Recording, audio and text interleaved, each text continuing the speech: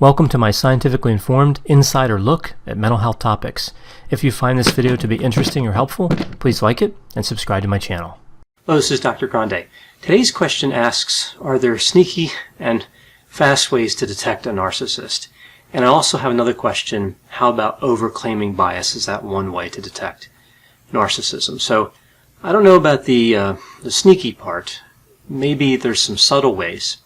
And overclaiming may be a way to detect narcissism relatively quickly, but it doesn't detect all narcissism. I'll talk about that more in a bit. So to understand this, let's take a look at the concept of overclaiming. What is overclaiming bias? Well, people overclaim when they demonstrate a tendency to claim knowledge about non-existent items. These non-existent items are referred to as foils. One way to test this is with an instrument called the overclaiming questionnaire. So I'll describe briefly how this questionnaire functions. So this questionnaire has 6 categories on it with 15 items in each category. So the 6 categories are physical sciences, authors and characters, 20th century names, historical names and events, books and poems, and social science and law. So again, 15 items in each of these 6 categories. 12 of the items are real. So using the social science and the law category, we see items like nationalism, superego, and Oedipus complex. All those, of course, are real terms. So again, we have 12 items like that are real. Then we see 3 items that are foils, 3 items that are non-existent items. In the case of the social science and law, we see megaphrenia, pulse tax, and consumer apparatus. Those 3 things aren't real things. So the person taking the questionnaire is asked to rate their familiarity from 0 to 6 with each of these items. So 0 would be never heard of it, which of course would be the expected response with the foils, and 6 is very familiar with it. So we can see from this rating how much they are stating that they're familiar with these different items that are real and the items that are foils. So this questionnaire is used to measure self-enhancement. And of course, self-enhancement is considered a key feature of narcissism. Now, a number of studies have found positive relationships between overclaiming bias and narcissism. Some theorists have suggested that the narcissistic tendency to be self-centered and inauthentic is related to overclaiming bias. But some research has found that overclaiming bias was predicted by the number of years of formal education and by the personality trait openness to experience, but not by narcissism. So we really see mixed findings here. Overclaiming bias may be better explained by carelessness, just carelessly responding to items, as opposed to narcissism or self-deception, which of course is a core feature of narcissism. Narcissists believe that they are great. They're not just trying to convince others that it's true. So what's going on here, right? We see mixed findings. Is narcissism related or not? So to understand this relationship, we have to understand the types of narcissism. So the 2 types of narcissism are grandiose and vulnerable. With grandiose, we see characteristics like being extroverted, socially dominant, resistant to criticism, having a superficial charm. With vulnerable, we see characteristics like having a lot of shame, being resentful, and being pessimistic. Now, grandiose narcissism can be further divided into assertive and antagonistic. So we have assertive, antagonistic, and vulnerable, if we look at it this way. So with assertive narcissism, we see this is characterized by promoting oneself in order to reach goals like being superior, having power, or having status.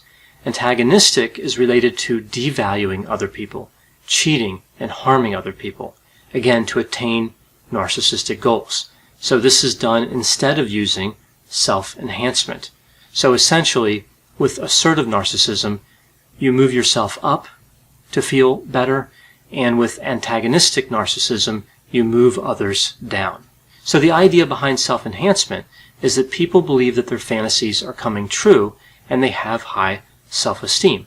So if we think about it, people who are high in antagonistic and vulnerable narcissism would not engage in a lot of self-enhancement. Putting others down is not self-enhancement. Having shame is not consistent with self-enhancement. So they have low self-esteem, and they do not think their fantasies are being realized.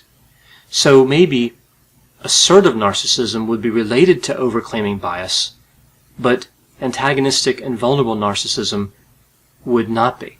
So moving back to assertive narcissism, we see with this type of narcissism, there are certain abilities that tend to be promoted, right? There's ways that we can spot this type of narcissism.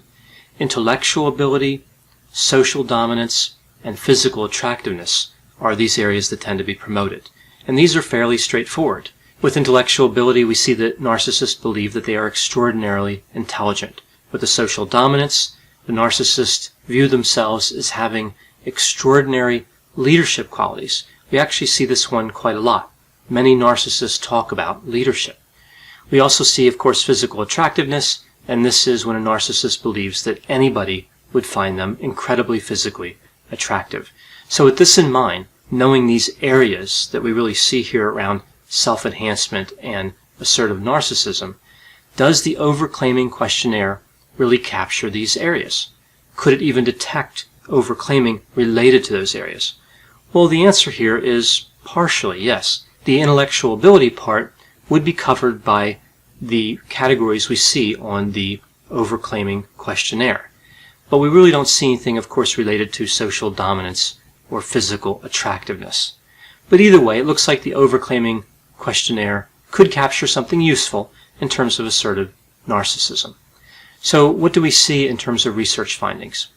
Well, we see that narcissism is not necessarily strongly related to overclaiming bias. It really depends on what type of narcissism we're talking about. Assertive narcissism does have a somewhat strong positive correlation to overclaiming bias, certainly stronger than what we see with antagonistic or vulnerable narcissism. So something interesting in all this, the narcissistic social dominance area that I talked about, it's a better predictor of overclaiming bias than narcissistic intelligence, which is really unexpected because the overclaiming questionnaire really seemed to focus more on areas related to intelligence. Now, that social dominance area is related to driving for influence, status, and social potency. So it appears that overclaiming is used by narcissists to enhance or maybe maintain their status, as opposed to increasing their self-esteem. So with all this in mind, moving back to the original questions, are there sneaky and fast ways to detect a narcissist, and what about overclaiming? Well, we see something like the overclaiming questionnaire does seem to give us a way to detect assertive narcissism reasonably well, which of course is not very helpful because this type of narcissism is relatively easy to spot. We also see from research, though, that narcissists in general do tend to overclaim more than non-narcissists, even when the questionnaire is given anonymously. And this effect is still present even when groups are warned about the foils, even when they know that the foils are in there. Now, when this notification takes place, when people know about the foils, the overclaiming is reduced, right? We don't see the overclaiming bias as strong, but the difference is still there. Narcissists still overclaim more, which leads us to believe that narcissists, again, really believe what they're saying. This is an unconscious, automatic action, and really part of the self-deception that I talked about before. So here's the problem.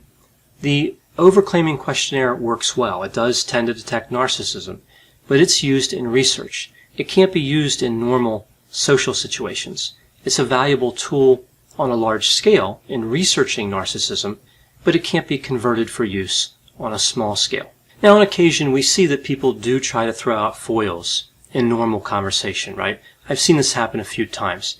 So I'll use some examples here. These aren't examples I've actually seen people do. I'm just making these up. But you could picture something like, have you heard of the plates of parallax? Are you as annoyed by pulse tax as I am? Or maybe something like, is it just me, or does that delivery driver remind you of Queen Alberta, right? This is not going to work. This is not the same thing as the overclaiming questionnaire. It's not the same thing as the test for several reasons, right? The test is longer. It has valid items on there as well as the foils. But it's also socially acceptable just to say yes to something like that to keep the conversation moving forward. So somebody may indicate familiarity with an item that they're not really familiar with, just to have that conversation keep going, or maybe to have the conversation end, maybe just to get the conversation over with.